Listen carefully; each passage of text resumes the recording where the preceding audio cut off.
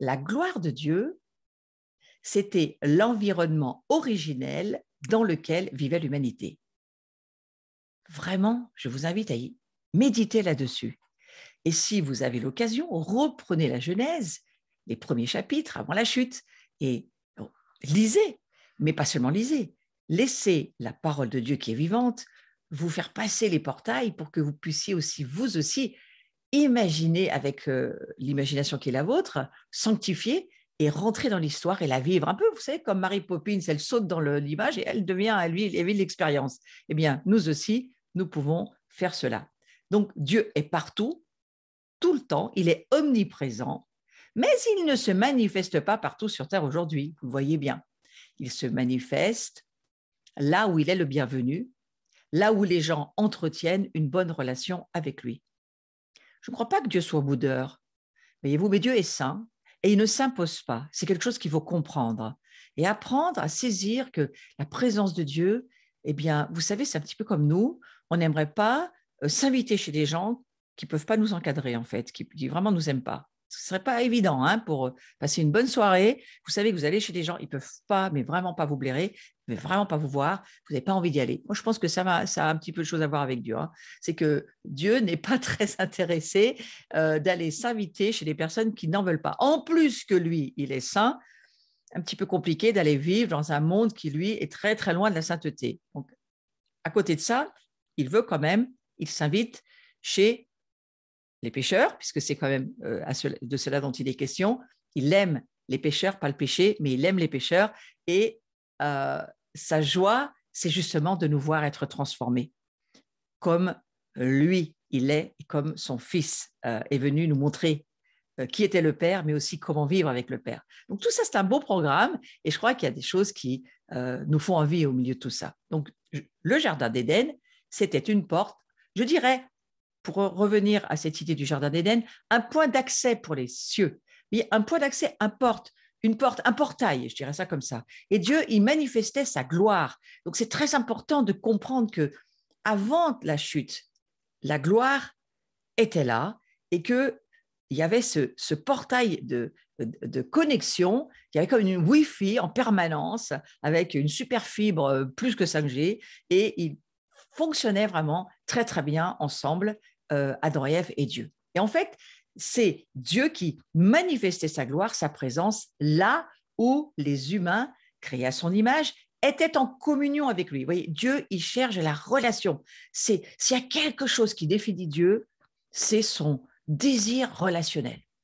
Et c'est toujours quelque chose qui me touche, de me dire, lui, il est totalement parfait, libre, et s'il y a quelqu'un de libre, c'est bien Dieu. Regardez Jésus, personne de plus libre que Jésus. Si quelqu'un n'est pas, alors quand j'emploie le terme religieux, je l'emploie de la mauvaise manière, là, c'est-à-dire pas de la bonne manière, mais de la manière esprit religieux. Alors Jésus vraiment n'a pas d'esprit religieux, vous voyez, parce que il n'est pas en train de suivre la loi. Il nous dit pas qu'il faut suivre la loi pour être sauvé. Non, non, il dit croyez en moi, vous êtes sauvés. Ayez la foi en moi, vous êtes sauvés. Puis ensuite, une fois que vous aurez reçu Saint-Esprit, vous pourrez suivre mes conseils et ensemble on y arrivera. Mais il nous fait comprendre tout de suite que tout seul, à nous tout seul, on n'y arrivera pas du tout. Donc déjà, on est prévenu qu'on ne peut pas vivre nos vies chrétiennes sans la puissance du Saint-Esprit. Et puis ce que je trouve intéressant, c'est que de se dire Dieu est profondément relationnel.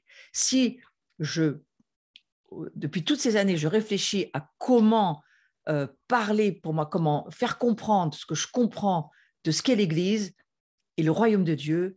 Et pour moi, je dirais, la définition que j'en donnerais, c'est le royaume de Dieu ou Dieu dans ce qu'il veut nous faire passer pour comprendre ce qu'est l'Église, c'est une relation. Voilà, Dieu veut de la relation.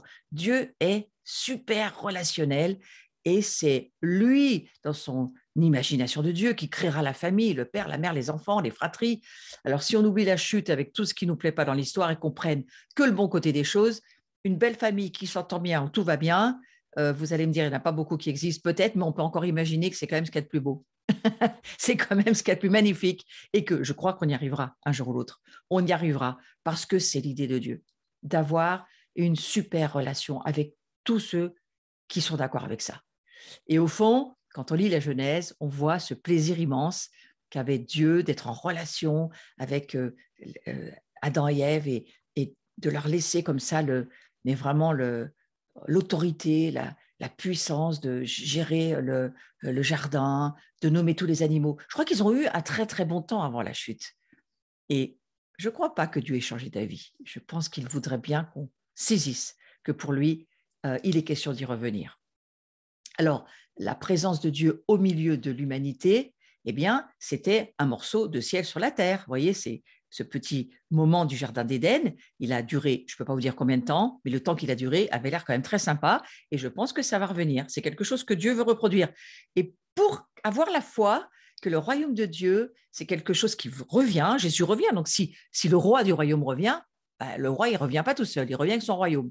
Donc, le royaume qui revient et le retour de Jésus que nous attendons, on peut commencer à laisser l'Esprit Saint nous aider, nous enseigner. Il a dit qu'il nous enseignerait toutes choses. Alors, je ne vois pas pourquoi il ne nous enseignerait pas des choses qui ont déjà eu lieu. Donc, il pourrait très bien nous réenseigner qu'est-ce qui s'est passé dans ce temps avant la chute et comment est-ce qu'ils vivaient leur relation avec Dieu, Adam et Ève, et comment ça se passait. Parce qu'on a beaucoup parlé du mauvais côté après la chute, mais pas tant que ça avant la chute. Alors, vous allez me dire, il y en a moins dans le livre, d'accord, mais quand même, il y a des mystères qui sont là pour être révélés. Donc, on pourrait demander au Seigneur, s'il te plaît, Seigneur, fais-moi voir comment ça se passait avant. Voilà. Donc, on pourrait voir ce jardin. Moi, je remercie beaucoup Monsieur Maldonado, Guillermo Maldonado, parce que c'est lui qui m'a beaucoup fait réfléchir à cela. J'ai lu un de ses ouvrages il y a beaucoup d'années. Je ne peux pas vous redire l'ouvrage, je ne me rappelle pas, mais j'ai pris des notes de cet ouvrage et ça m'avait vraiment… Eh bien, vous savez, c'est un petit peu comme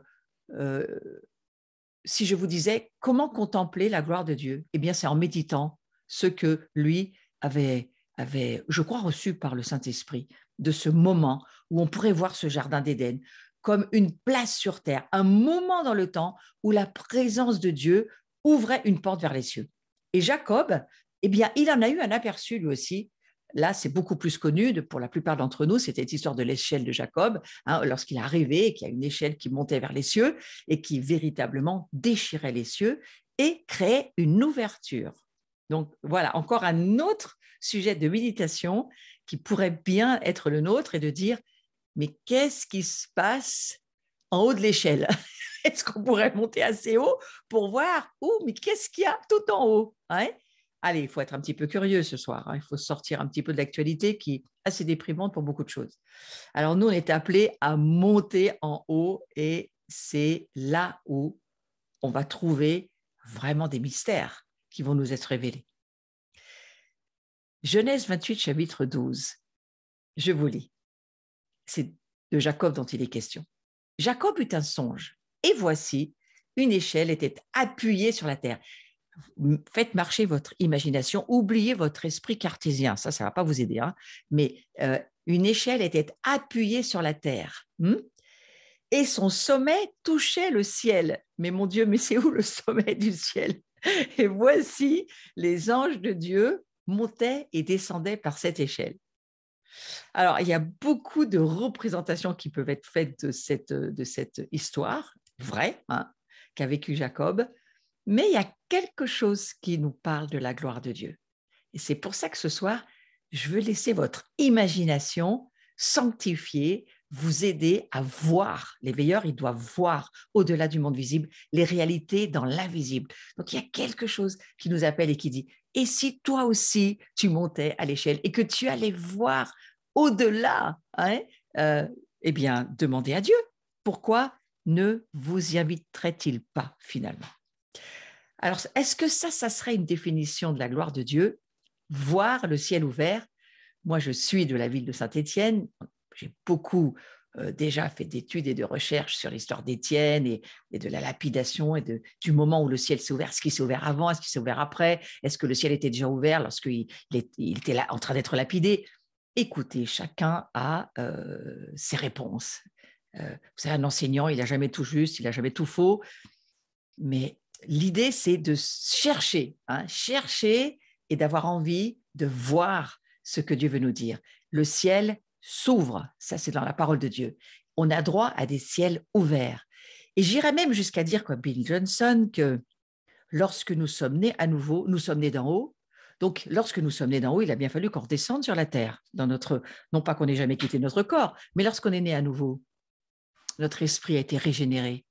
Alors que ce soit hors de notre corps, moi je suis comme Paul, j'en sais rien, mais je sais qu'à ma nouvelle naissance, il y a quelque chose qui a complètement changé puisque je suis née d'en haut et que je suis appelée à apprendre à vivre en haut dans la gloire de Dieu. C'est là où on est appelé à vivre. Alors, voilà, plein de questions. Je ne veux pas vous embrouiller ce soir, je veux juste que vous puissiez sortir du cadre religieux et que souvent dans lequel on se trouve, avec un rationalisme dans lequel on a été élevé, et de demander au Saint-Esprit ce soir, fais-moi passer au-delà de tous ces voiles qui nous enferment dans le monde naturel rationnel, parce que toi, tu nous dis que les réalités sont dans l'invisible, c'est-à-dire en haut, là où tu vis, peut-être au-delà de ce que nous voyons.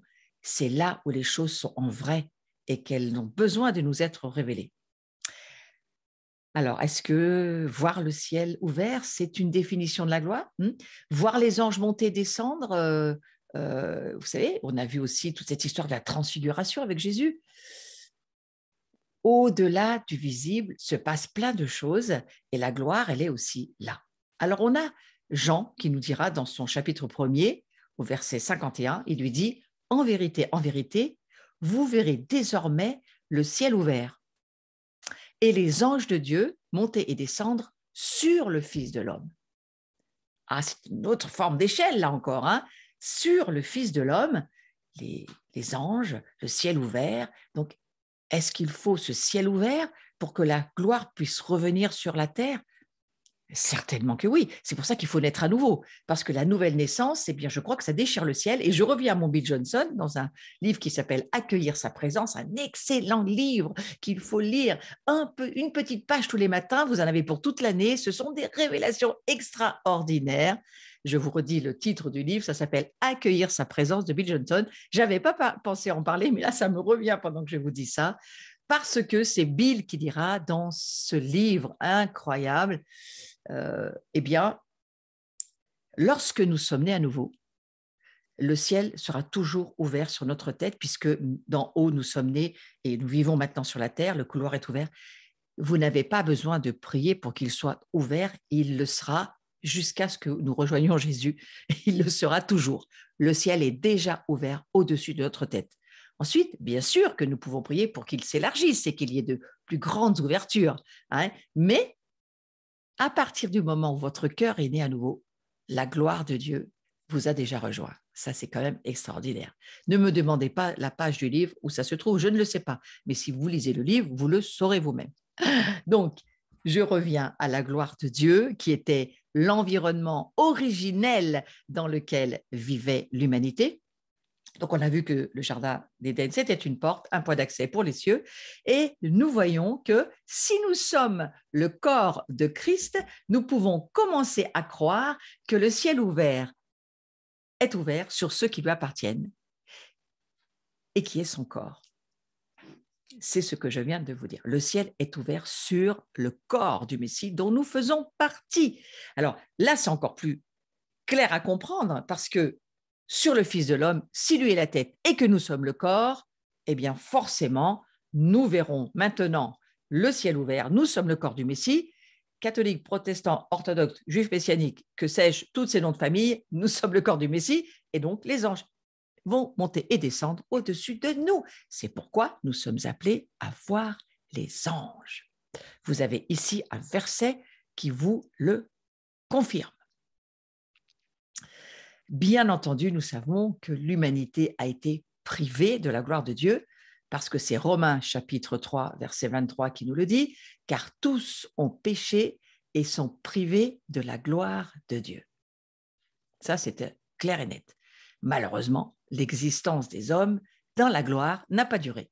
Les hommes se sont déconnectés. Vous voyez, c'est la Wi-Fi s'est enlevée, c'était compliqué, séparation, fracture, et donc les hommes se sont déconnectés de la vie divine et donc bien entendu de quoi? De la présence de Dieu, de la gloire de Dieu, en décidant de ne pas suivre les recommandations de Dieu. Ça, vous le savez tous déjà. Et de ce fait, eh bien, nous sommes tous privés de la gloire de Dieu. Donc, voyez-vous, il faut absolument saisir que nous étions tous privés de la gloire de Dieu, mais qu'au travers de ce verset extrêmement important de Jean, chapitre 1, verset 51, nous pouvons dire aujourd'hui, eh bien, aujourd'hui, la Wi-Fi est rétablie. c'est plus que la 5G, c'est la fibre super rapide et nous avons accès avec un monde angélique qui monte et qui descend au-dessus de nous et que nous allons voir la gloire. Si vous n'êtes pas sûr, vous ne la verrez pas. Si vous dites, oh, mais c'est que pour certaines personnes, oui, mais bon, ce n'est pas pour tout le monde, oui, mais non, c'est pour le corps du Messie et cela est confirmé par Jean. C'est sur le Fils de l'homme que nous sommes, nous aussi, puisque nous formons le corps du Christ. Donc, voilà quelque chose qui va nous aider à garder la foi. Dieu protège sa présence. La Bible dit que Dieu a placé des chérubins pour garder l'entrée du jardin d'Éden. Vous savez que moi, pendant très longtemps, j'ai pensé parce que c'est ce que j'avais entendu certaines personnes prêcher, ils étaient chassés, Adam et Ève ont été chassés du jardin, jusqu'à ce que je rencontre d'un peu plus près, de plus en plus près, Dieu, et que je finisse par me dire, il y a quelque chose qui ne fonctionne pas dans ce que je comprends de Dieu, qui est un Dieu rempli de miséricorde, de grâce, de bonté, éternelles sont ses bontés. Comment c'est possible qu'il chasserait Adam et Ève, ses plus chères créatures, de sa présence? Il y a quelque chose qui ne va pas. Et en fait, c'est bien juste que ça n'allait pas. Et je vais vous dire pourquoi, parce que je ne crois pas qu'ils ont été chassés en termes de rejetés. Mais on pourrait dire qu'ils ont été chassés, c'est-à-dire mis hors de ce jardin pour être protégés. Et en fait, Dieu a placé des chérubins pour garder l'entrée du jardin d'Éden, vous lisez ça dans la Genèse, pour protéger sa présence, oui, certainement parce que sa gloire, eh bien, c'est un environnement qui doit être protégé. C'est beaucoup plus qu'un lieu géographique, hein, la gloire de Dieu, c'est une substance de son royaume. Et donc, cette substance de sainteté, il la protège, il est Dieu, il sait ce qu'il fait, mais je crois qu'il a aussi beaucoup pensé à protéger Adam et Ève, et donc toute leur descendance dont nous faisons partie, pour que nous ne soyons pas éternellement perdus et condamnés. Parce que si nous avions continué à manger de l'arbre de la connaissance du bien et du mal comme il le faisait, nous étions à jamais perdus, comme l'a été d'ailleurs Lucifer avec tous ses anges déchus. En nous mettant hors du jardin et en protégeant cette sainte présence, qui est sa gloire d'une certaine manière, c'est la même chose, la gloire, c'est la sainte présence de Dieu, eh bien, il avait tout son plan, sa stratégie qui était déjà en place, puisque nous lisons dans l'Apocalypse que l'agneau de Dieu, il existait avant la fondation du monde, il était déjà l'agneau de Dieu.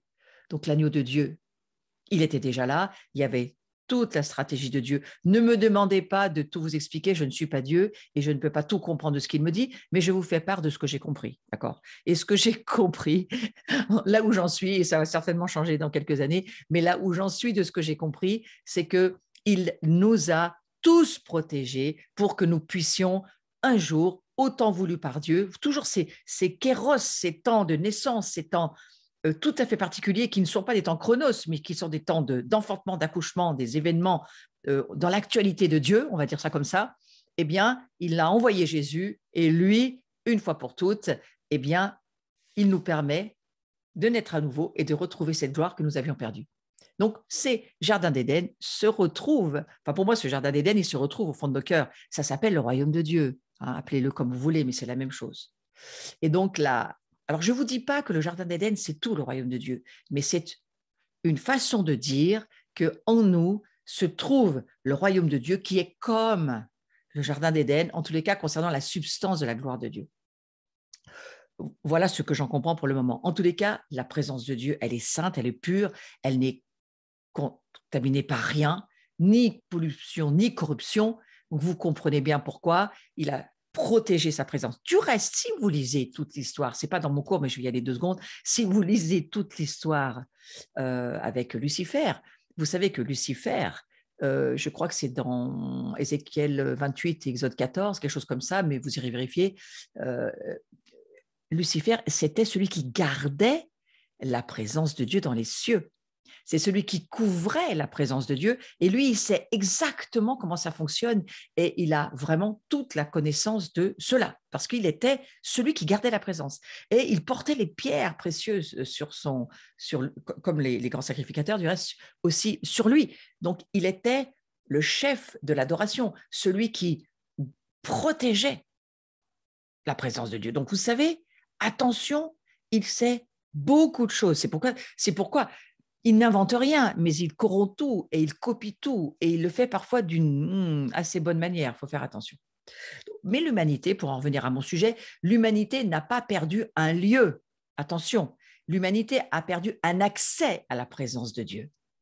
L'humanité a perdu l'atmosphère, l'accès à son atmosphère de gloire. C'est cela que nous avions perdu. Et c'est intéressant d'y penser parce qu'aujourd'hui, eh bien, souvenez-vous de cette échelle de Jacob, souvenez-vous de ce que je vous ai dit tout à l'heure. Et il y a le ciel ouvert au-dessus de chaque personne qui donne son cœur à Jésus et qui naît à nouveau. Donc, voilà quelque chose de très fort pour nous.